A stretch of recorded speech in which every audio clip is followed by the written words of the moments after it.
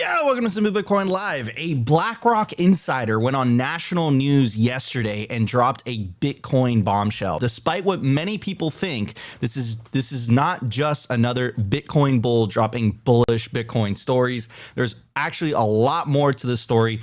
Before we dive into the rabbit hole, here's a clip of the video itself. Let's check it out. Here we go.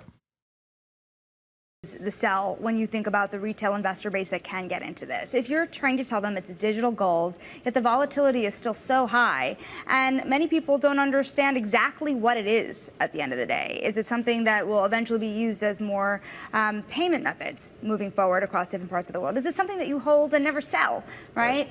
How do you then make that case to a generation of people who have not gotten into this asset? Sure.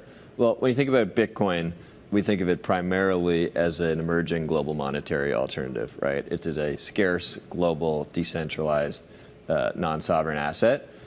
And it is an asset which has no country-specific risk, has no traditional counterparty risk. So these are interesting properties when you think of it from an investment perspective, particularly in a world where there's growing concerns over money printing, currency debasement risks, political, fiscal, sustainability challenges in the U.S. or elsewhere.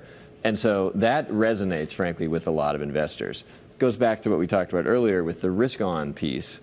It confuses investors when people talk about it as risk-on, because based on the properties that I just described, you would think of it as risk-off. And that's where I think it has a marketing problem. So you could say that. And so, the reality is there's probably 2 or 3 things a year that happen typically that actually impact the fundamental value of Bitcoin. This year, I would argue there's been 4, but that makes it hard to write daily stories, right? And so you see this instinct to kind of point to whatever's happening in equities or unemployment or jobs numbers or manufacturing, which really has no connection to Bitcoin. So I'm joined here on the panel with my host, Optimus Fields, and our guest for today, Greer from Foundation Devices, the manufacturer of the Passport hardware wallet. And yeah, man, crazy that the Blackrock continues to just beat the battle drum. And then this him going on TV comes on the heels of Blackrock dropping a massive 9-page, I believe it was 9-page, a 9-page report on Bitcoin, basically saying all the talking points, basically saying that, look, there's a fixed supply, 21 million. This is near instantaneous global transfer of value, the first truly open access global monetary system. Those are all their words, not mine. Of course, the volume starting to pick up. This month, there are 99 million in inflows yesterday, the highest in a month. And if you combine Blackrock and Fidelity, they did a combined $869 million in trading volume just yesterday. Of course, Bitcoin's pumping. We have the news from China coming out, how they're lowering interest rates, the Central Bank of China. We had the Fed announcing that they lowered interest rates. A lot of people were expecting a 25 basis point lower, but it was actually a 50 basis points that were lowered in interest rates. So, I mean, it's just bullish overall. I think this sets up all the planets are aligning for a magical Q4 in terms of Bitcoin's price action. So anyways, I do want to pass it on to our guest today, Greer. Greer, what are your thoughts on this, man? Like, it's crazy that Blackrock is working for us. Like, Blackrock is becoming one of Bitcoin's best marketing companies. Whether it's Larry Fink, whether it's executives that work with Blackrock, whether it's Blackrock reports, I think they're going to start releasing Bitcoin memes very soon. So what are your thoughts, Greer? Yeah, I think it's a great point. Blackrock is doing some of the heavy lifting for us. I think that their voice is reaching people that Bitcoin Twitter is not able to reach. I know that we're putting out memes constantly throughout the day, speaking to ourselves, really reinforcing what we know to be true, that Bitcoin is inevitable, that it is decentralized, it's permissionless, and seeing these big players get into it and really say that it's a place where you don't have to experience risk in a way that we know to be true, but hearing it come from the major television cable news channels, it's new. We knew it was coming, but it's really fascinating to watch it play out. I think it's incredible to see people who are articulate, who can explain what Bitcoin is, from the people that we might least have expected it.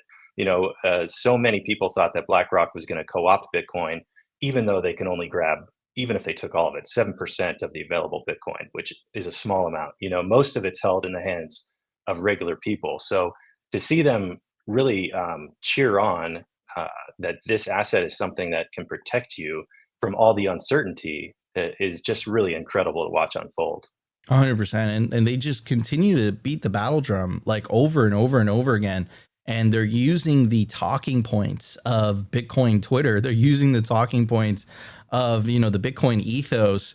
And they're saying that on legacy media, which is absolutely insane. I mean, this report that we're going to get to during the numbers segment, it's a 9-page report. Someone mentioned in the comments, what report was also 9 pages?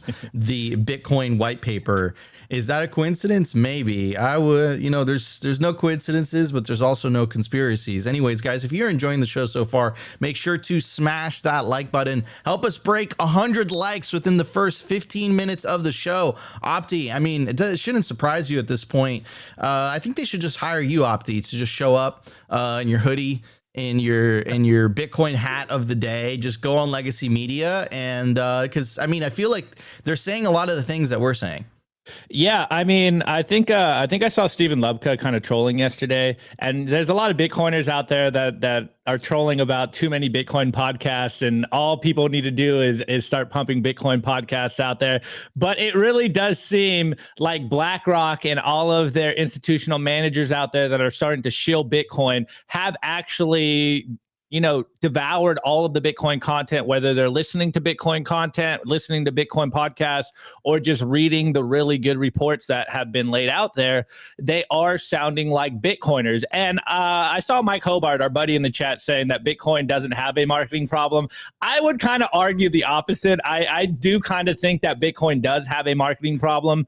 Bitcoiners aren't the best marketers when it comes to shilling Bitcoin and angling in a way so that people do understand the value proposition of Bitcoin. Sometimes we kind of get lost in the weeds, and I think we do a disservice to a lot of people because we just start spewing every fact about Bitcoin versus kind of tapping into people's minds and understanding where they are and what their pain points are. But it is really nice, like Greer said, to see on the corporate press, as much as us young people don't really watch, what I didn't catch where this was it like CNBC or MSNBC or something like that.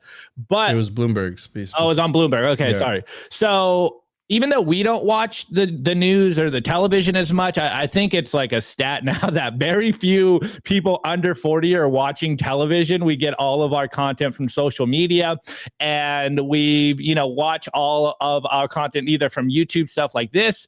It is very important, I think, to get people out there. As much as we kind of troll people in the suits, and we were just joking about us in hoodies every single day talking about Bitcoin, it does come across a little more powerful when people in the suits that do manage a lot of money are coming out here and saying like, yo, you need to buy some Bitcoin because of these properties that we talk about constantly on the show, whether it's censorship resistant, permissionless, 21 million hard cap, all of the Bitcoin memes. It really emphasizes the point that Bitcoin is maturing. It is something that you need on your portfolio, whether it's 1%, 5%, or what we would argue going all in if you are under 30. But I think it does stress a point that even though we kind of give the suits a lot of flack, the fact that they are here does kind of emphasize all the things we're saying. And they're not saying anything different than we're saying. It's just he's on a suit on television. He talks a little slower. It seems a little more sober than when we come on here and lose our minds. It's more articulate, a little more articulate. He's more calm, right? He's definitely clean, more calm. He's clean shaved. Anyways, it makes our points even stronger. 100%. They're saying exactly what we've been saying for years on this show. And now because he's got a suit, people are taking him seriously. So, hey, get your Bitcoin news. Wait, tomorrow's Bitcoin news today on Simply Bitcoin. Yeah, absolutely. And I just want to mention specifically the name of the gentleman is Robbie Mitchnick, and he is the head of digital assets at BlackRock. So this is definitely a heavy hitter in terms of the BlackRock organization. But there is something specifically that I wanted to focus on. Of course, he said it was scarce. Of course, he said it was global. Of course, he said it was decentralized. But the part that I wanted to focus on is non-sovereign asset. So you have one, and of course, you guys know the theme of the show will be your guide through the separation of money and state. The fact that we have one of the largest asset manager in the world, right? It has tremendous amount of political influence and just influence in general. Promoting a non-sovereign asset is bonkers, in my opinion. What are the implications of that? Because they wouldn't be saying that if they didn't feel like it was going to be beneficial to them.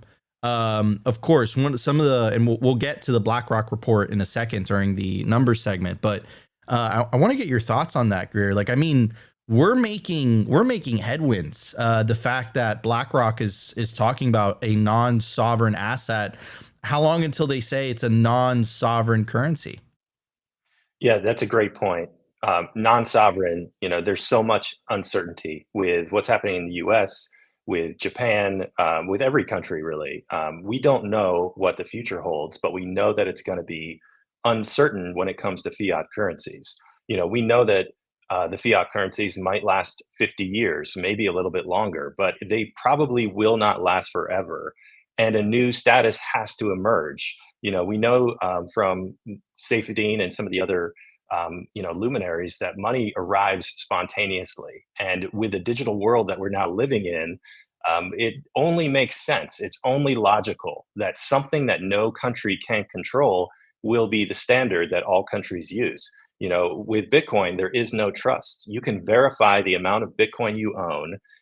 You can run your own node. You can mine it at home, or if you're a country, mine it in your own within your own borders. And you don't have to rely on a presidential election or a change in power. You don't have to rely on a country's gross domestic product. You don't have to rely on whether or not they're good at collecting taxes. The institutions that make money stable, or make the dollar stable, or appear to be stable, those are no longer part of the equation today. With Bitcoin, we have something that is completely different. It's not issued by the government. It's free to participate. Nobody forces you to purchase, to mine it, to hold it, to sell it. It is completely up to you. And that has to be attractive in a situation where we find ourselves today, where there is war around the world, there's uncertainty. And I think there's a sense, as I spend a lot of time on social media, there's a sense that something is coming. We don't know what. And if you have that fear, if you have that uncertainty, Bitcoin is really the most certain thing that you can find in an uncertain world. So to me, we're only going to continue to see people discover this. And, back to the marketing question, I think that's right. We as Bitcoiners have done so much work, I think, the 100 hours, the 1,000 hours, whatever it is for you, that it is continually very hard to distill all the things Bitcoin is, so that someone who's never studied it can get it instantly. So I welcome, anyone who can put a softer spin on what the opportunity is. But I think as we continue to see worldwide uncertainty, Bitcoin will emerge as something that's very attractive. 100%. Guys, stay tuned, because we're still going to uncover and reveal a lot of the things that were said in this 9-page Blackrock report. And again, it sounds like as if it was coming from Bitcoin Twitter. So stay tuned. We'll be right back. But before we get into it, I do want to give a shout out to Simply Bitcoin's lead sponsor. Of course, I'm talking about the best place to build your automatic self-custody Bitcoin stack. I'm talking about bitcoinwell.com. Enable your independence is the fastest and safest way to buy Bitcoin in Canada and the USA. What makes Bitcoin Well different is that it's automatic self-custody, meaning as soon as you buy Bitcoin on Bitcoin Well and the funds clear, it goes straight to your self-custody Bitcoin wallet address. It does not allow you to leave the funds on the platform, which perfectly aligns with the Simply Bitcoin ethos of the separation of the state. What are you waiting for? Start enabling your independence today. Head over to bitcoinwell.com to get started. By the way, when you buy Bitcoin on Bitcoin Well, you earn Bitcoin Well points, and you could use those points towards the Bitcoin Wishing Well contest for an opportunity to win up to 1 million Satoshis. So we're going to toss a coin into the Wishing Well right now. Get your Lightning wallets ready. First person to scan the QR code has won 500 sats. If you use promo code SIMPLYBTC, again, SIMPLYBTC, to sign up to bitcoinwell.com bitcoinwell.com today. You get 3 tosses into the Bitcoin wishing well for an opportunity to win up to 1 million Satoshis. Get started, bitcoinwell.com today. All right, everybody, let's hit the numbers.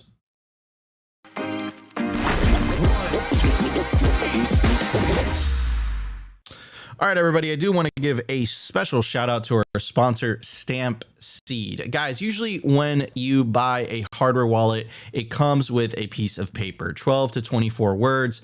Thing is, paper is prone to water damage, fire damage. Your dog could eat it. You want to store your generational wealth properly, which is why we recommend the Stampseed. It's a titanium seed phrase storage kit. It comes with the hammer. It comes with the letter stamping tools. It comes with the anvil. It comes with everything you need. So you could literally word by word, proof of work, stamp your seed into a piece of titanium in the privacy of your own home. And of course, titanium is fireproof, waterproof. Your dog's probably not going to want to eat a plate of titanium. So this is the proper way to store your generational wealth. Head over to stampseed.com today. And if you use promo code SIMPLY, you get 15% off anything on the store. At the time of recording, the Bitcoin price is 63,640, sats per dollar 1,571, block height 862,832. Realized monetary inflation 1.35%, market capitalization 1.26 trillion, Bitcoin versus gold market cap 6.82%. The money supply of Bitcoin is currently sitting at 19,758,633 BTC, and that is roughly 94% of the supply. Anyways, absolute scarcity is absolutely beautiful, isn't it? Absolutely. All right, everybody. So let's get to the report that was dropped by BlackRock. Again, it was a 9-page report. The name of report is Bitcoin, a unique diversifier. I think the importance of this for everyone to note is that this report was sent to institutional money managers all around the world. This isn't a report that was sent to Bitcoin Twitter or other Bitcoiners. This is a report that was sent to other institutional investors. And of course, once it has the name BlackRock behind it, it holds a lot of legitimacy in the traditional financial world. And let's get to some of the notable things that were said in the report. Here's one of the infographics that I thought was really interesting. It asks the question, what makes Bitcoin relevant? So it says persistent historical challenges around money. So it is identifying that money is broken. BlackRock is saying, hey, the money is broken. This is why Bitcoin is important. Isn't that interesting? Now connect that with the video that we played you guys in the beginning where Robbie Mitchnick, the head of digital assets at BlackRock, was calling Bitcoin a non-sovereign asset, putting the pieces together, right? You see where the direction that this is going. And then that kind of explains Operation Chokepoint 2.0. That kind of explains a lot of the hostility that you're getting from certain nation states from the regulatory front, because I think they see the writing on the wall. And I got to say that when this ETF was approved, Gary Gensler was not happy. Elizabeth Warren was not happy. These are things that were approved because BlackRock holds so much political influence that they were able to get it through. If it was anyone but BlackRock, this wouldn't have been possible. Anyways, so here are a lot of the cases that they were making. And again, one of the things that I want to emphasize is the aligned incentives of Bitcoin, which is very unique to Bitcoin. I would say fiat is a zero-sum game. There's winners and mostly losers. I would say Bitcoin, everybody wins. No one has special privileges. So now you have Michael Saylor's incentives aligned with yours. Now you have BlackRock, Larry Fink, their incentives aligned with yours somewhat, because they're not selling spot Bitcoin, they're selling ETF Bitcoin, but still, they're still promoting Bitcoin. They're still spreading Satoshi's gospel. So let's focus on a couple of these things. Persistent historical challenges around money, prone to inflation and debasement, given a non-fixed supply. 2, difficult to transact across borders. 3, access limited to one's particular country controlled by a central authority. It goes on to say what Bitcoin made possible: fixed maximum supply of 21 million units, with supply growth declining every 4 years. digitally native and borderless, permitting near instantaneous global transfer of value, first truly open access global monetary system. That puts governments in quite a pickle, doesn't it? Right? When you have one of the most powerful the most powerful asset manager in the world, a tremendous amount of influence, basically saying like, hey, Bitcoin fixes money. Bitcoin is a superior monetary system. Of course, they're doing this because they see what Michael Saylor is doing.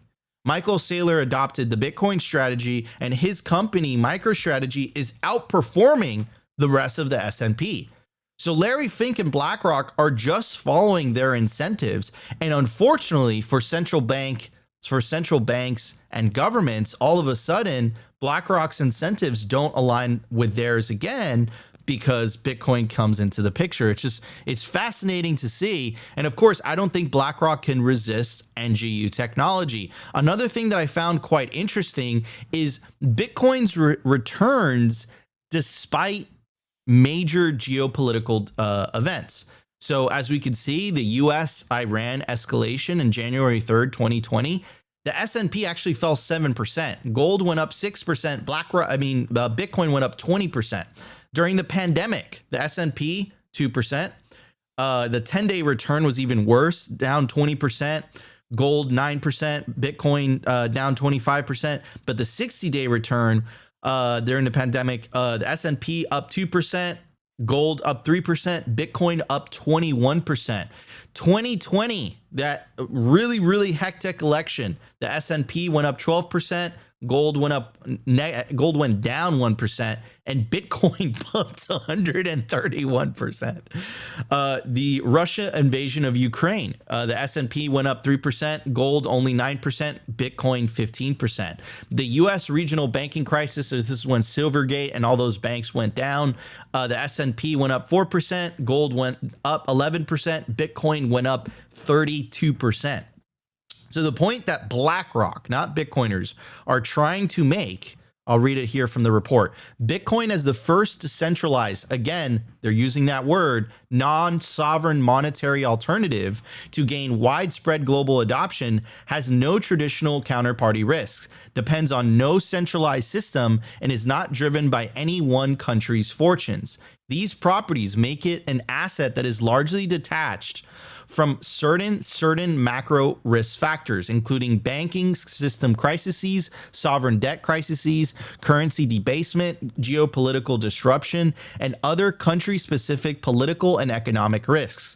Over the long term, Bitcoin's adoption trajectory is likely to be driven by the degree to which concerns rise and fall over global monetary instability, geopolitical disharmony, U.S. fiscal sustainability, and U.S. political stability. Because of these attributes, Bitcoin has been seen by some investors as a flight to safety. We've heard Larry Fink say this on TV as well. In times of fear amid some of the most disruptive global events over the last 5 years. Notably, in some of these instances, Bitcoins first exhibit a temporary negative reaction before subsequently rallying. In our view, these short-term trading reactions, which are often difficult to explain on fundamentals, can be attributed to a combination of 1, the fact that Bitcoin is an asset that trades 24/7 and settles to cash near instantaneously, making it a highly saleable asset during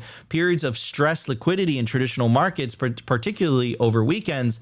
2, a function of the still immature nature of Bitcoin and crypto asset markets and of investors' understanding around Bitcoin. So it's really interesting the way that they explain it, because it's like, yeah, these negative events, like we had this crazy crash that happened a couple weeks ago or so. Bitcoin fell hard, but it also recovered even harder. And the reason that BlackRock is basically trying to make the case that, look, that's a feature, not a bug. The reason that that happens in Bitcoin is because it trades literally 24/7. It settles to cash nearly instantaneously. And if you compare that with the traditional markets, they're only open Monday through Friday and during certain time periods. So that is a feature, not a bug. Jack Mallers has made the case of this as well, and now Blackrock, right? And now what I want you guys to take away from today's episode, the part that makes me feel so bullish, is the fact that they're dropping the term not only on the media but also on these reports. The report that coincidentally is the same amount of pages as the white paper. They're using the term non-sovereign alternative. Non-sovereign alternative. So they're literally making the case for the separation of money and state. Not Bitcoiners on YouTube and X and Rumble and Nostr, but BlackRock, the most powerful asset manager in the world, is making the case as to why Bitcoin is a better money than fiat currencies. Maybe not in a direct way, but they're doing it indirectly. And of course, are they doing this out of the kindness of their heart? No, they're doing this because they're working for us. They own Bitcoin. They want Bitcoin to go up. They want more people to buy Bitcoin so that they make more money. Isn't aligned incentives absolutely beautiful? Just want to give a shout out to Larry Fink for Employee of the Month. Opti. Love it. Love it. I think my biggest takeaway from this was, I think it was point 6, where they are saying that Bitcoin is an alternative monetary network or a monetary system, which I think kind of flies in the face of the current view of Bitcoin as just some, an asset, something that you want to hold, something that you don't spend, store of value asset, all the stuff we've been hearing in regards to Bitcoin the last couple of years. But in this report, it is kind of showing, or at least, if you read between the lines, that Bitcoin will be an alternative monetary network. It is a currency. It is the best money in the world. And again, as we keep saying, it is very interesting to see that BlackRock is aligned with their incentives in regards to every single one of us as hodlers of Bitcoin. Yes, there is still concern whether they're going to try to fork the network or co-opt the network. But I think in the short term, they are incentivized to see their ETF product succeed. And it's already been, I believe it is confirmed and without a doubt the best performing ETF asset ever.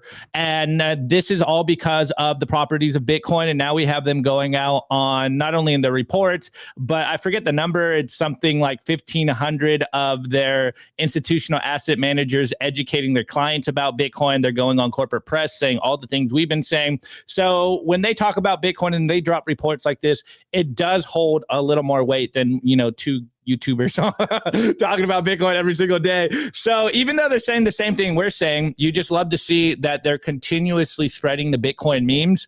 Though I think there is, maybe us Bitcoiners would argue differently, but I think there is a bit of a mistake here in thinking that Bitcoin reacts to all of these different geopolitical events. Yes, Bitcoin is the most liquid asset in the world, so it does react in real time and also bounces back really well in regards to that.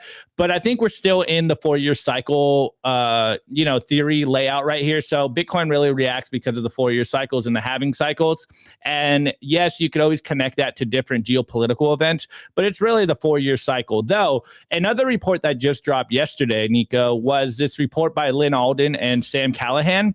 And I think this might be a lot closer to what Bitcoin does react to. And here, actually, I can pull it up so we can just kind of read it real quick. And I'm not going to read the report, but just the takeaway from it. So Lynn just dropped this report. If you guys know Lynn Alden, of course, she wrote Broken Money. She's great. The TLDR of this report is basically the result is that Bitcoin moves in the direction of global M2 83% of the time, which is basically what we tell you guys here all the time, that Bitcoin reacts to the expansion of the money supply.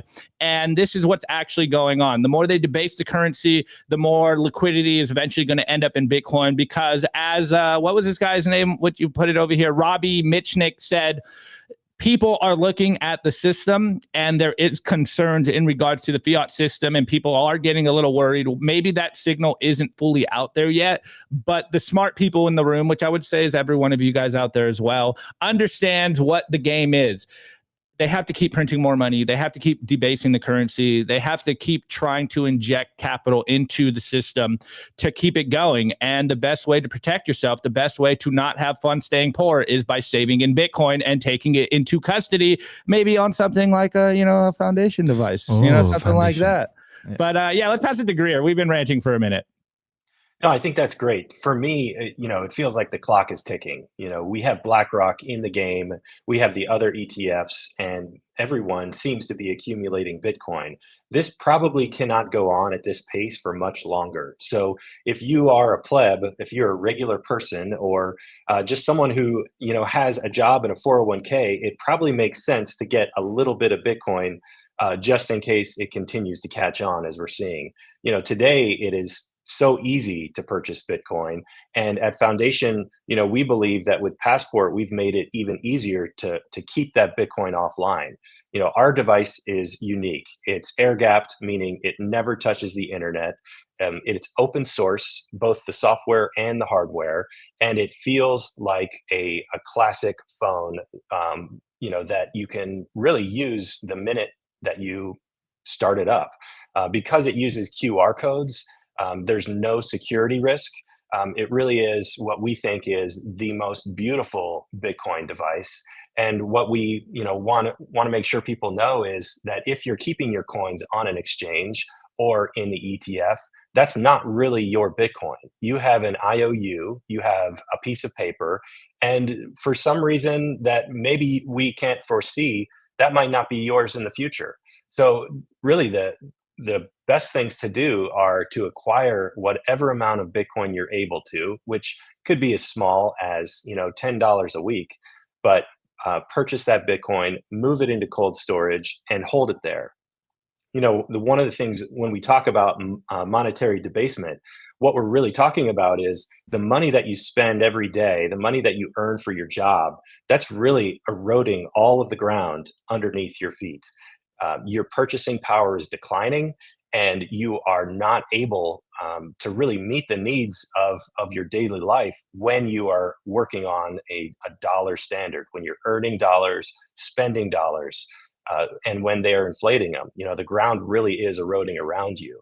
What's beautiful with Bitcoin is that because it preserves your purchasing power into the future, as the ground is eroding, as the fiat is debasing, Bitcoin is really giving you wings so that you are able to fly when you are, when you otherwise would have been falling. And to me, this is what's so amazing, that we have an opportunity to preserve our energy and our wealth and our time in something that can't be debased, something that can't be inflated away. There's really nothing like it. And with Passport, by the company that I work for, we have really given you the tools to make this a reality. While you have to live in the fiat system to an extent, you can start planning for a better future based on Bitcoin. If we see the continuation of all of these different entities purchasing and acquiring Bitcoin, it really shows that this trend is going to continue. There's only a limited amount. If you've spent any time on Bitcoin Twitter, you know that we have compared the amount of millionaires that exist in the world to the amount of Bitcoin that's left. And even if the 21 million Bitcoin were distributed evenly across every millionaire in the world today, they would all have 0.4 or less. Because Bitcoin is so scarce, even a small amount of Bitcoin, 10 million sats, could be a really, really impactful amount in the not too distant future. So I think what makes us really excited is that the tools that we have today have really come so far. They're much easier to use. It's easy to verify. It's completely separated from the internet. And that's really where you want to be storing your wealth and your time and your energy. Amen to amen. Beautiful, beautifully said. Guys, stay tuned. We still have a lot of stuff to cover. For example, Bill Mayer's absolute failure on his show. I think it aired September 20th, where he just basically went after the industry and how the industry was using way too much. He claimed that Bitcoin was using 8% of global electricity. And of course, he got absolutely community noted, point blank. And this is what we talk about when we say information narrative trench warfare on the battlegrounds of the internet. It is so important to make your voice heard, because I swear, if you just go down the comment section, Bill Mayer tweeted this, he just gets absolutely owned in 50 different ways. And then it led to a community note. This is, in my opinion, a professional propaganda attack against the industry. Make no mistake.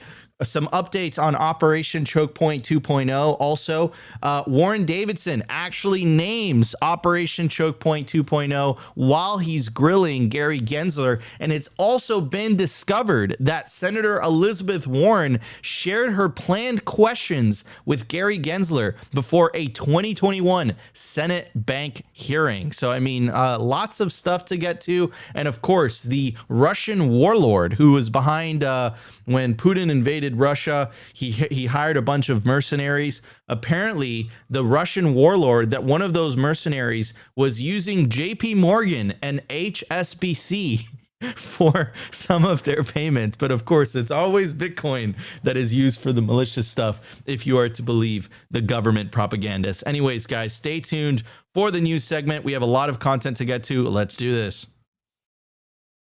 Very special shout out to our sponsor, Compass Mining. They make Bitcoin mining accessible to everyone, from beginners to experienced investors. Their turnkey miners gets you online and hashing within 48 hours, making it easier than ever to start your mining journey. Plus, with their active marketplace, you can resell your miner at any time, adding flexibility and value to your investment. Visit their website to access a wealth of resources, learning everything you need to know about Bitcoin mining. Take your first step into the world of Bitcoin mining with confidence. Discover more at compassmining.io. Again, compassmining.io, and see how Compass Mining can power your success.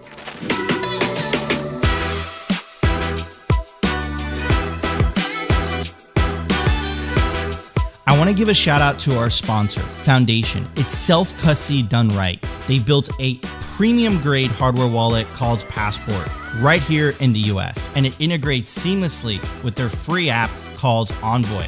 Passport is fully open source and verifiable. It's the most intuitive Bitcoin wallet designed with a UX reminiscent of a classic feature phone, so you'll know how to navigate it and use it the moment you pick it up. It's also air-gapped, meaning Bitcoin stays offline, never touching an internet connection. It's Bitcoin only, open source verifiable, air-gap security model, gorgeous design craft, premium grade materials. Get your Bitcoin off exchanges and into your own hands in just a few minutes with Passport at foundation.xyz/simply. Get peace of mind for your piece of Bitcoin. We're back, and Opti is going to model the Passport by Foundation devices. Awesome. It does not come with Opti, but if you use promo code Simply, you will get a discount. Passport by Foundation devices, not your keys, not your cheese. Again, it does not come with Opti, but you will get yourself a beautiful, beautiful open source hardware wallet. It might, Nico. At a certain price, I might come with it. Yeah, that is open to negotiation. Send us a Twitter DM. We have to talk to Greer about that as well. Make that part of the package deal. Anyways, ladies and gentlemen, so a quick update on Operation Chokepoint 2.0. The TLDR of Operation Chokepoint 2.0 is essentially the case that Caitlin Long and Nick Carter and Simply Bitcoin, honestly, have been making, that there's elements of the US government that have been colluding to isolate the industry from the traditional financial system. First, there was the arrest of the Tornado Cash developers, which set the precedent. Coin Center sued, they lost the case, and then shortly after, a month later, the Samurai Wallet developers got arrested. Why? Because they were writing code, privacy code, and basically the case that the US government is making is that because 2 to 3% of the people that are actively using Samurai are, doing it for illicit activities, that makes you, the developers, responsible because you wrote that said code. Also, the proposed 30% Bitcoin mining tax. that was proposed by the Biden administration. Of course, that had no chance of being put through, but they still proposed it. The attack on self-custody, and of course, the denial of Caitlin Long's federal banking charter for her bank, Custodia Bank, which is a fully reserved bank, meaning there's no risks to the customers, but it was still denied a federal banking charter. Bombshell revelation that Silvergate was liquid and solvent when the Fed forced it to close changes everything when analyzed the March 2023 bank failures. Look at the dates. So essentially the case that Caitlin Long and Nick Carter and everyone's trying to make is that Silvergate didn't go bankrupt. It was actually forced to be closed by the Fed. And Silvergate, coincidentally, all of this is a coincidence, was one of the banks that were friendly towards the industry. So was Silicon Valley, so was Signature, and one of the last crypto friendly banks in the United States, Customers Bank, which is the bank that Gemini uses, was also the victim of a recent Fed action that happened. I think it was like a month ago or so. So it looks like Operation Chokepoint 2.0 continues in full force, and it's no longer a theory. It is now confirmed. This is the smoking gun that was found. And here is Warren Davidson talking about it in congressional testimony. Let's check it out. So as you highlighted, you meet with the chairman of the Federal Reserve regularly. Do you guys discuss things like Operation Chokepoint 2.0, a way to block and restrict market certainty for crypto affiliated firms? I've never heard that term, and I'd also want to say half of the rules that we've adopted, 42 rules, half of them have actually been bipartisan. Some of the work's been good, but a lot of it's been bad. Okay, so Opti, let's release a poll right now. Let's ask the YouTube audience, do you believe Gary Gensler and his answer? And here is another clip of Elizabeth Warren. She was discovered to have given some of the questions beforehand to Gary Gensler before a 2021 Senate banking hearing. Let's check it out. Senator Elizabeth Warren and her office coordinated testimony with the Security and Exchange Commission ahead of a Senate hearing. The Heritage Foundation Oversight Project, of which I'm associated, through a FOIA request, obtained emails from Warren's office to the office of Chairman Gary Gensler 2 days before his Senate testimony back in September of 2021. The email from Warren's economic policy advisor includes a list of questions. Get this, a list of questions that Senator Warren planned to ask, along with suggested answers for the chairman of the SEC. The advisor also wrote, quote, "Let me know if you're okay with the questions as currently written." 2 days later, she sent a follow-up, quote, "Let me know if it's looking like the chair has any issue with the framing of the questions. Definitely don't want to put him in a tough spot," end quote. And it appears the chairman didn't have any issue with these questions because Senator Warren asked almost verbatim from the email. Check this out. Chair Gensler, advocates say crypto markets are all about financial inclusion, but the people who are most economically vulnerable are the ones who are most likely to have to withdraw their money the fastest when the market drops. Does this sound like the path to financial inclusion to you? Like, I mean, bro. Okay. So I don't know how many different ways we can catch Elizabeth Warren. But now that we know for a fact that she essentially shut down and she was partly responsible for shutting down a crypto friendly bank, and she had her fingerprints on it, and this bank wasn't going to shut down because it was going out of business. It was forced to shut down. Yeah, I mean, makes you ask a lot of questions. Here's this great infographic by Caitlin Long and has the architects of Chokepoint 2.0, has Elizabeth Warren here, has Gary Gensler here. So I gotta say, guys, like you know, this is crazy that this is happening at, you know, those heights of the U.S. government, where the U.S. government is picking and choosing which banks could operate, which banks shouldn't operate, based on their acceptance of the Bitcoin industry. Absolutely nuts, right? And of course, that excellent clip by Fox News literally showing that Elizabeth Warren was giving was giving Gary Gensler the questions before the congressional testimony. Then what was the point of that testimony? It was all theater. It was literally all theater. It was bullshit. So at this point, I'm telling you guys, like, fire Gary Gensler. This is 100% a hit job after everything that's been discovered. I think, you know, and a lot of people don't like me mentioning this. This is why this election coming up is very, very important. The fact is that we have a pro-Bitcoin candidate, anti-CBDC candidate, and an anti-Bitcoin candidate, and a pro-CBDC candidate. And one of the things that Trump said at Bitcoin 2024 was that he was going to fire Gary Gensler, who has his fingerprints on all of this stuff.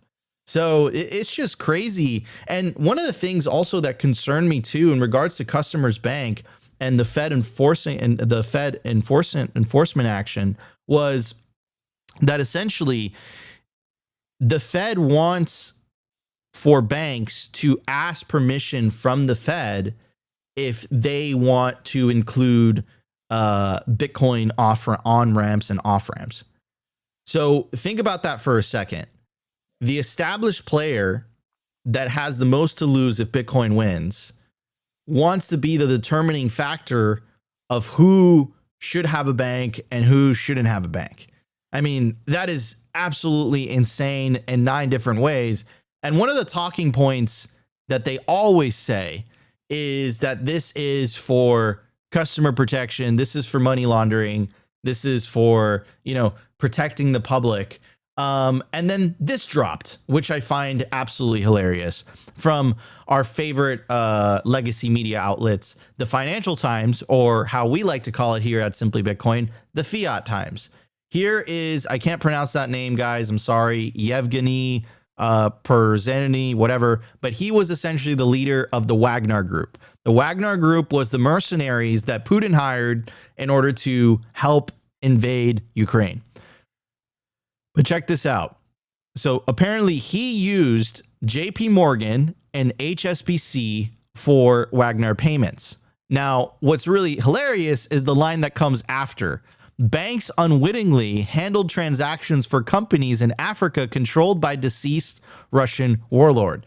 So, like, why do banks get to use, like, oh, we didn't know. Why couldn't the samurai guy use the same argument? It's like, it's rules for thee, but not for me. It's a different set of rules based on the industry. So if it's Bitcoin, no. You are you emboldened that. You are part of that. You enabled that. You're responsible. If it's the banking industry, oh, they just didn't know. They had no idea. It wasn't their fault. We'll just we'll give them a fine, so you know they could be better next time. Like, it's so blatant, in your face, late stage fiat clown world that they're not even hiding it anymore. They're not even hiding the fact that they just don't want this industry to succeed because it's a threat to their monopoly on money. It's blatant, in your face, up in your grill. They're showing you what the F is going on. And it's insane. Like, and the fact that they're still trying to cover it with an air of legitimacy by releasing articles from the Financial Times, like, I just think it's fun. It's hilarious, right? So while our guys are in a prison cell, their guys get these nice little puff pieces written about them saying, oh, they unwittingly laundered money for a Russian warlord in Africa. JP Morgan, HSBC. We'll forget about it, though. They didn't know. They had no idea that was happening. It's not like they made money off of it either. How could they? No. Our money laundering laws are so effective that none of this could have happened in the first place. Like, it is total freaking first time cursing this entire show. Bullshit. That's my take. Let's pass it on to Greer first. Greer, what's your take on this? The double standard set the blatant collusion between Elizabeth Warren and Gary Gensler, and then like it's basically it's like a play. It's like Hollywood. It's like if Gary Gensler knew the questions, if Elizabeth Warren knew the questions, then why is she just pretending as if she's asking the questions and Gary Gensler doesn't know them? Like it's just insane. What are your thoughts? Yeah, I think that they're going to do everything they can to control the system. They're going to try to control Bitcoin. They're going to try to control the way that you think about it, and the way that its future will be. But that's what's so great about this network is that it's totally voluntary. You know, you can either choose to join it or not. And I think if we are going to make any progress, it's really going to be individual people taking hold of their freedom. You have the freedom to purchase Bitcoin. You have the freedom to store it in your own wallet behind 12 words that only you know, that nobody can take from you. And that's what we have to do. Yes, it could and definitely will help you financially over the long term, but this isn't just about money. This isn't just about taking money away from the state and taking power away from those who will debase your energy and your time.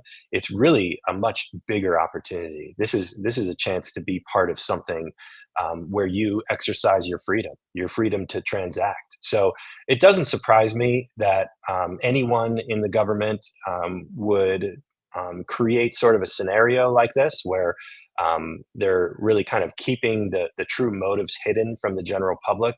I think that we need to do the hard work, and that's to evaluate all the opportunities before us and really be curious. What is money today? What gives it its value?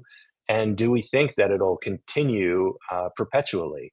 For me, I think, I've come to the conclusion about a lot of those answers. And so I choose to invest anything I can into Bitcoin and hold it for the long term. It's really the responsibility of every person in this country to see what's happening and to not just go along with it. With Bitcoin, you can opt out peacefully. Any money that you don't have to spend on your daily or weekly or monthly expenses, you can put that into Bitcoin, move it outside of the system, and start working on what's coming and what's new. That's a far more positive way to approach what I think a lot of people, we feel powerless. Yes, we have elected leaders, but they don't always respond and behave in the way that we would like them to. There's so many problems focusing on politics that for me, it feels like, this isn't even an area where I want to spend time. I want to spend time on things that will make an impact for me, for my family, for my neighbors, for my city. And that's putting energy and time into Bitcoin. Working on Bitcoin businesses, helping people to understand what it offers and how it's so different than the financial system we have today. I mean, there's a lot of reasons to hope, and I think to be very optimistic about what's coming. But I think the frustration is that it's not happening as quickly as we wanted it to. We're watching this play out in real time, and it's hard to tell where we are on the board. But from everything that I think we're talking about today, and everything that we see, we are moving in the right direction. You mentioned the fact that Bitcoin is part of the election narrative, part of either any candidate's talking points is really astounding. And think about part of the reasons that Bitcoin, I think, sort of gets a bad rap or is fearful for people is from all of the players in the space that were dishonest, the FTXs of the world. That kept people from really discovering Bitcoin and learning about it. And hopefully elevating it to where it becomes something that candidates talk about will allow people to really say, okay, why is this different? Why has this not gone away? Why does it continue to reach all-time high and near all-time highs? So I think when it comes to politicians, for a regular person, there's really only so much you can do. And Bitcoin is an alternative to that. You can have the power to exit peacefully and to take a stand peacefully in a way that does matter. 100%. Beautifully put by Greer. Opti, what are your two stats on this, my friend, before we move on to the culture segment and talk to Greer about the Passport by Foundation Devices and all the cool stuff that it will allow you to do. Because I know you guys have been working with some multi-sig magic, so I want to hear about that. Well, first of all, am I surprised that this is the case? No, I think we've been covering this on the show for a long time. We tried to give them the benefit of the doubt. It's not surprising, but it's becoming so blatant in your face. That is what's surprising to me. No, I'm not surprised. I've been noticing this since I was like 18 years old, Nico, but now it is very obvious. It's very obvious now. And I think, like, for us Bitcoiners, we obviously know that this is a game. And, you know, to echo what Greer was saying, like, if you are dissatisfied with the system, if you are starting to notice these lies, if you are starting to notice the hypocrisy and the doublespeak and the gaslighting from our quote unquote leaders here that are supposedly in control of the financial system, then there is an alternative, and it is Bitcoin. But of course, here at Simply Bitcoin, the fact that we've caught them in, I would argue, you know, blatant lies on the show for a long time, basically the whole year. Am I surprised? No, but every time we do catch them in a lie, it kind of makes us feel giddy, because we're like, all right, here we got another one. Here's another receipt showing that they are blatantly lying. And, you know, just to echo the poll that we have here, do you believe Gary Gensler didn't know about Operation Chokepoint 2.0? 88% of you guys that responded said no, of course. And I think it's very telling that not only did he get the questions that Elizabeth Warren was going to tee him up to, obviously, if Nico, if you want to pull up that one infographic there about who are the architects behind Chokepoint 2.0, it would just be very obvious. Of course, he's heard about this when Elizabeth Warren is one of the main people. She's at the epicenter of this whole attack on Bitcoin. Remember, she's the anti-crypto army lead person here. You can see her top right there. That's her campaign slogan. Yeah.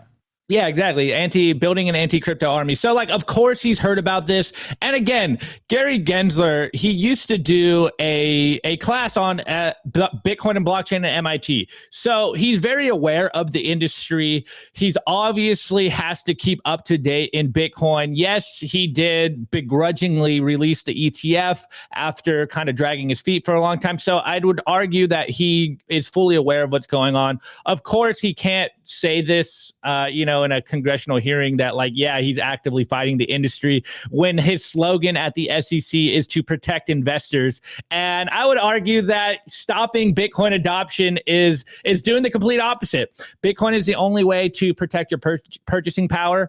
And the fact that they are trying to pick winners and losers here, I'm not surprised. This is how the game works. Obviously, they want to try to cut off the on and off ramps of Bitcoin. They want to make sure that people don't leave the fiat system. That's their inherent, North Star here, is because they got to keep people in the system. They got to make sure that there is no alternative. But now it's becoming very obvious that there is an alternative. They're getting caught in their lies. And so if you are just waking up to the fact that the system is rigged against you, not only the whole system, but the financial system particularly, these little stories that we constantly show you on the show, we constantly build up these receipts one story at a time to show you guys that this is happening.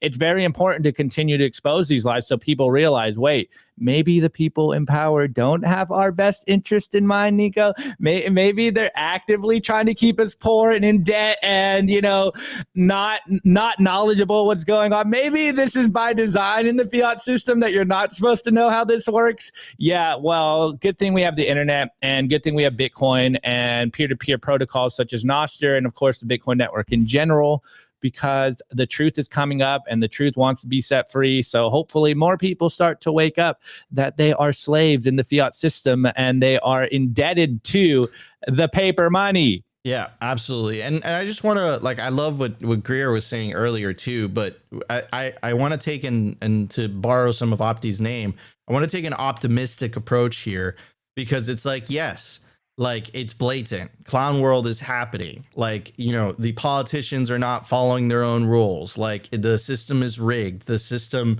is stealing from you. This is fiat money. But the optimistic angle is we now have a tool to fight back. And it's not a kinetic fight. It's an information war. And it's literally all you have to do is opt out, buy Bitcoin, earn Bitcoin, mine Bitcoin, and put that Bitcoin into self-custody.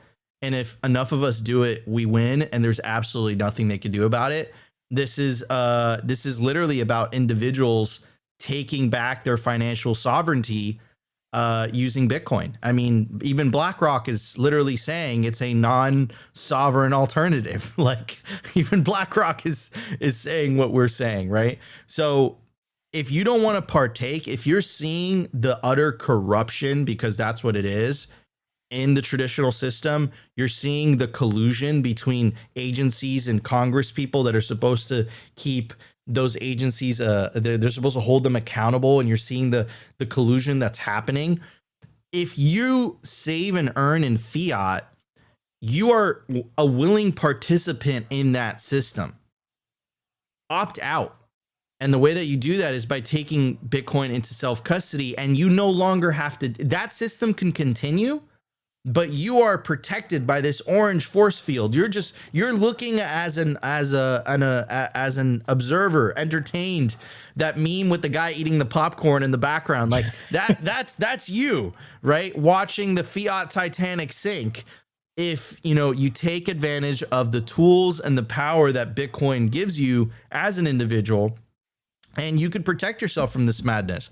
The reason that we highlight this is because we're showing you the alternatives. Like you have fiat, that's what you get with fiat. And you have Bitcoin, it's very obvious what you get with Bitcoin, right? Number go up, your life gets progressively cheaper over time. I think there's a spiritual component.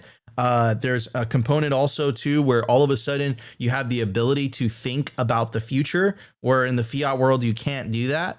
So yeah, like I'll leave it up to you guys. What system do you choose? Do you choose Elizabeth Warren's system, or do you choose Satoshi's system? Anyways, guys, let's get to the culture. Let's talk about the passport. Let's talk about foundation devices. Let's talk about all that stuff with Greer. Stay tuned for the culture. Let's check it out.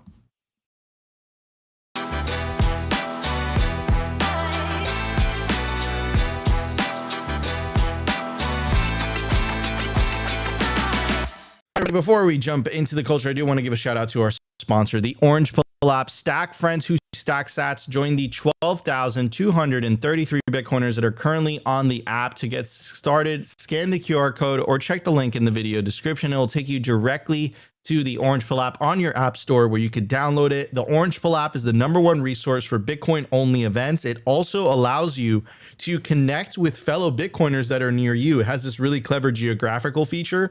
So like if you're traveling, you go to a new city for a conference perhaps, and you just don't know anything, you don't know anybody there, you pull up the Orange Pill app, it will literally show you which Bitcoiners are near you, and it will give you the capability to send them a message directly connecting with them. It's also one of the best resources to connect with me.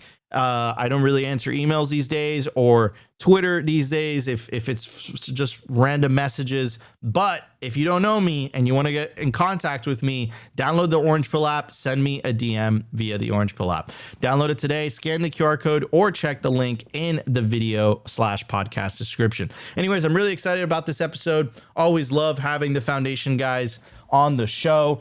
We just got zapped 121 sats. Foundation devices are phenomenal. I completely agree. Greer, how you doing, man? Happy to have you on the show. Yeah, thanks. No, it's awesome to be here. I've been watching you guys since 2021. So, being here today has been awesome. And I can vouch for your Orange Pill app, comment, because when I connected to you, Nico, a couple days later, you said, "What's up?" So that was pretty cool. I do like that feature. So yeah, man. So you are the head of marketing, and I agree. You're the head of marketing at Foundation Devices. You guys make an incredible product. You guys had the Passport 1. This is the Passport 2. What I love about it personally, and guys, I've bought every hardware wallet known to man, and I know them thoroughly. In fact, I have collections of them. If you go into one of my drawers in my nightstand, I literally have I hand them out at this point, because like it was my sister's, I don't want to dox her, but let's say it was her birthday not too long ago, and I gave her a passport as one of her birthday gifts, and she's like, "Oh my God, this is great." And I'm like, "Yeah, it's a $200 device." But I collect hardware wallets like candy at this point, because I am a Bitcoin junkie and I want to learn everything that I can about the latest and greatest hardware. And I love the way that you guys approached it. First of all, it's incredibly easy to use for a beginner.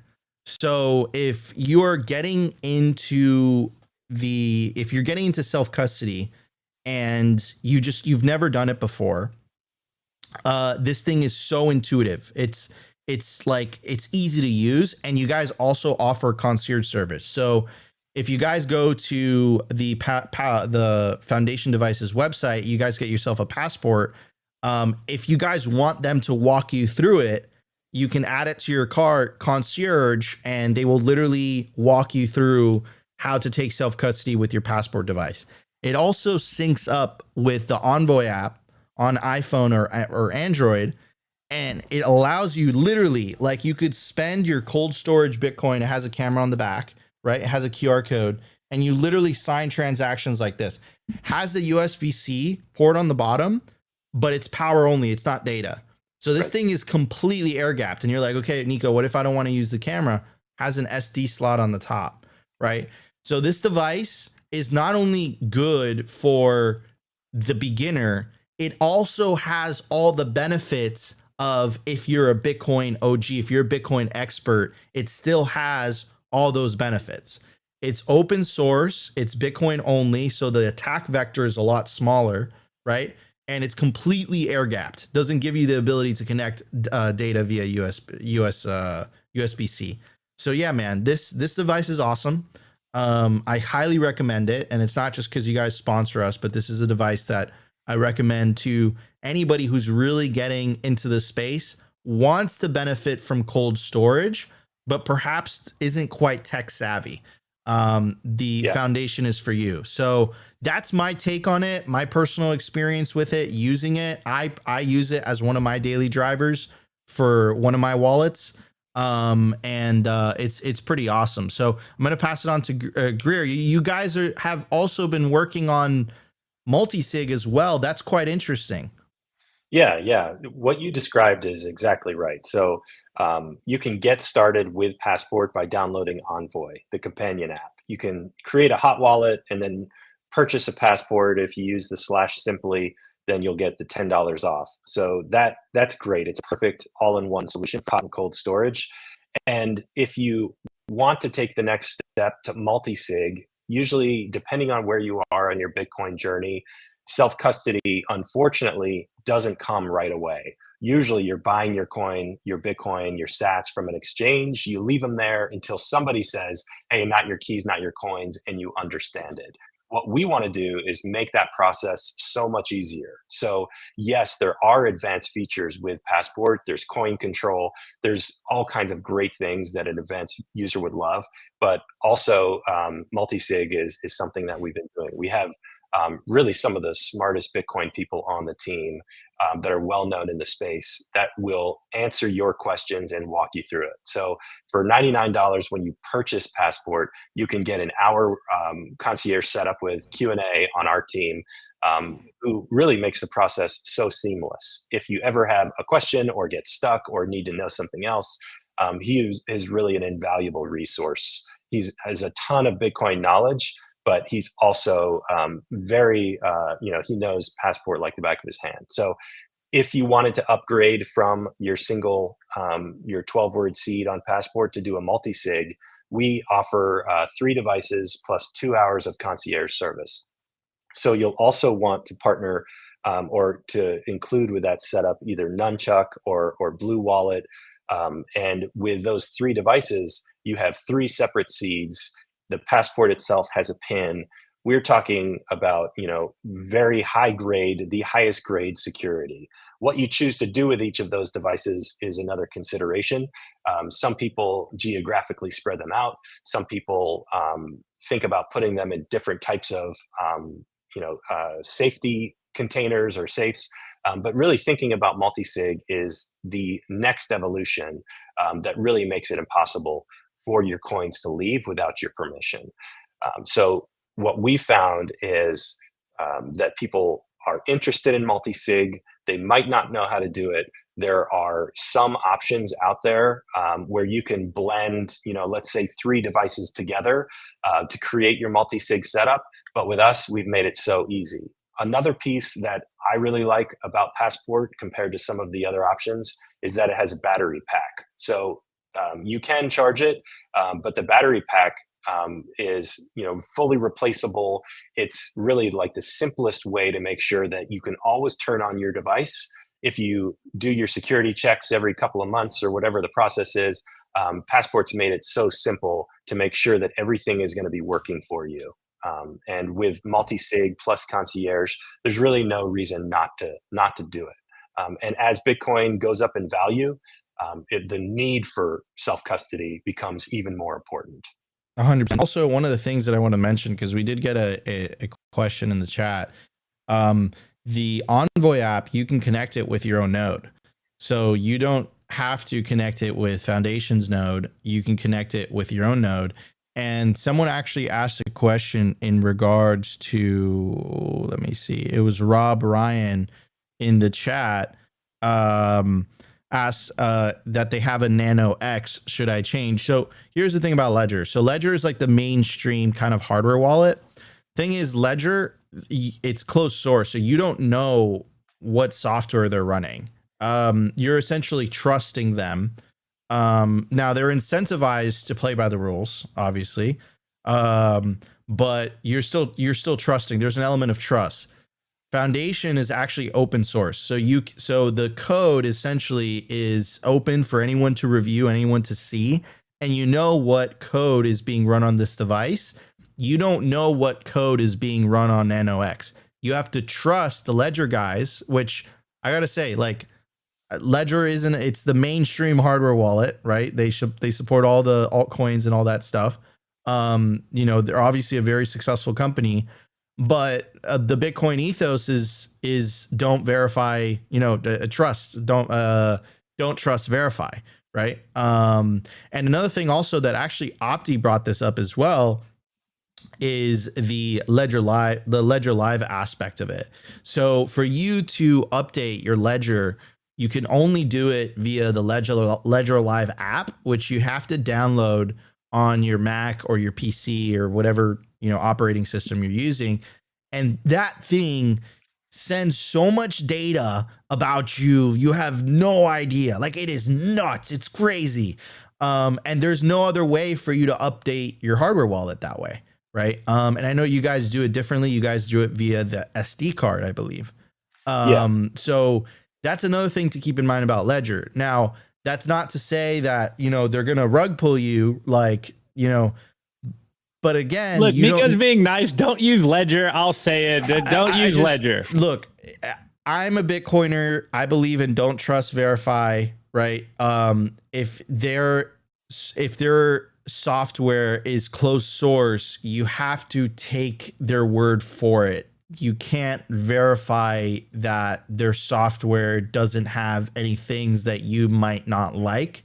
And when it comes to handling your money and your generational wealth, I think it's a very, very important decision, which hardware wallet you choose to use to store your generational wealth. So that's my take on Ledger. So, all right, Nico's being political. I do want to ask Greer one more question for people in the chat. We have Earthbum here, and you did mention this, but just to clarify for them in the chat, do you need a computer for Passport to work, or can you get by with just a phone? Yeah, just download the Envoy app. That is the best way to interface with Passport. You don't need a computer. Your phone will not expose your private keys. The Passport, you check out Magic Backups. It's what we do with the QR codes. It's incredibly secure. Everything's stored in the secure element on the Passport device. So what I think the team does so well, and this is 4 years they've been working on this product. This specific one came out 2 years ago, but they are very, very high quality. Everything is about user experience. They care about the LED brightness of the screen. They care if the buttons feel correct. They care that when you pick up the Passport device, it's heavy. And it's something that I've watched people hold the device for the first time and say, oh, wow, I didn't expect that. This team, what I would credit them with is being so deliberate on every single choice they make. Self-custody is something that we have to do. You have to take your Bitcoin off the exchange. You have to control it yourself. Today, it has never been easier. And the device that they have made, that Passport is really so simple. You don't have to worry about having it be hacked, or your internet connection, or Bluetooth, or NFC. And Nico, you pointed out, even the charging pin has the data pins removed. So there's nothing that really anyone can do if you're protected by your PIN, and if your seed phrase is on the device itself. And then, of course, you can do other types of backups. For me, I found it as the most secure place to keep Bitcoin. So I think that, really just what we found is when people hold it for the first time, then they say, oh, wow, that's incredible. I had no idea. Yeah, absolutely. Yeah, man. I absolutely love the device. Again, guys, completely open source, incredibly easy to use. You don't have to use it with the Envoy app. It makes it convenient, but you can use it with Sparrow. You could use it with Electrum. You could use it with, all the open source wallets. The Passport will work with them. So yeah, but again, for introducing cold storage to people, I love the Passport Envoy setup, because it's very easy for someone who's just getting into self-custody, rather than be like, hey, so you have to get your Passport, and then you have to download this software called Sparrow on your wallet. Then you have to verify the software to make sure that you're downloading the right thing. And then you have to sign this using this SD card. Like it's like they're going to look at you like, what the F are you saying? Right. I think the Envoy app makes it so that you get the benefits of cold storage, but also there's an element of convenience still there, right? Without sacrificing security. Opti? Yeah, one last thing is I want to tee up Greer, because I know you wanted to talk about this, and we've noticed this as well, that it's very surprising that people who watch a lot of Bitcoin content still haven't taken that step to self-custody. So I want to give you this moment to emphasize why it's so important to take self-custody of your Bitcoin. Yeah, no, thanks. I mean, that is key. So the first reason is because if you've purchased the Bitcoin, it belongs to you. The best place to keep it is with your control. And then there are many other things that come into play if you keep your Bitcoin on the exchange. There are questions about whether or not exchanges rehypothecate, where they could sell your Bitcoin to someone else. And now we have a situation of paper Bitcoin, which is not good with something that has a scarce supply. But the other thing is, let's say you need to travel and you need to take your money with you. You can have your Bitcoin hidden behind 12 words. Those 12 words, you can memorize them. You can write them down in a way that only you would know. You can keep them on a device like Passport that looks like a phone, which is sort of a genius take. It does not look like a hardware wallet or a USB device. And you become a sovereign, free individual. This is the thing that we feel is most empowering. With everyone controlling the money today, whether it's the Fed or the bank or the interest rates or the inflation or the printing, Bitcoin gives you a way to leave that system. And when you hold Bitcoin behind those 12 words, you are really the one who's empowered. And now you have something that people cannot steal from you. So again, what we found is that Bitcoiners, typically, it takes them time. They've bought it on an exchange, a popular one, and they feel like, because this company is reputable, I won't lose my Bitcoin. But history has shown us that that is not the case. Now, hopefully, the exchanges stay, intact in the way they are, and they're a good operator for people to onboard into Bitcoin. But really, it's not yours until you put it behind those 12 words. Amen. Yeah, your keys, not your cheese. Guys, head over to Foundation Devices website and get yourself a Passport, not your keys, not your cheese, like we say. And of course, you could use promo code SIMPLY to get a discount.